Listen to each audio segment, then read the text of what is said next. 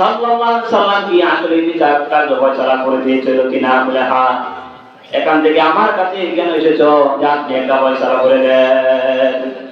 খলিফাতুল মুসলিমিন উমর এবার ইহুদিকে আর মুনাফিককে ডাক দিয়া বললেন, এই ইহুদি আর মুনাফিক, তোমরা একটু দাঁড়াও, আমি ঘর থেকে আসছি।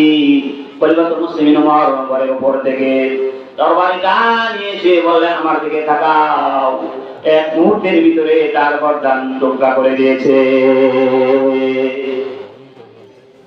ও নবীর উম্মত, খলিফাতুল মুসলিমিন উমর ডাক দিয়া বললেন, ইহুদি আর মুনাফিকেরা ভালো করে শুনে নাও, এই আল্লাহর জমিনে আসমানে এসে জমিনের উপরে আল্লাহ করে বিশ্বনবী রাহমাতুল্লিল আলামিনের হুকুম বিচার কাজ ফয়সালা যারা মানবে না, আমি খলিফাতুল মুসলিমিন উমরের আর যোগ্যতা নাই, আমার এই সাহস নাই, আমার এই ক্ষমতা নাই আর দ্বিতীয়বার ফয়সালা দিব।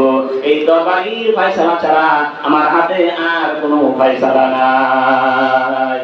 শুধু তা না, অদূর ভবিষ্যতে যায় নাকি মুহাম্মদের বিচার কার্য মানবা না, আমি উমরের কাছে দ্বিতীয়বার বিচার কার্যের জন্য চলে আসবা। ভালো করে শুনে নাও, সাবধান, তোমার গর্দান কিন্তু তোমার গর্দানে থাকবে না।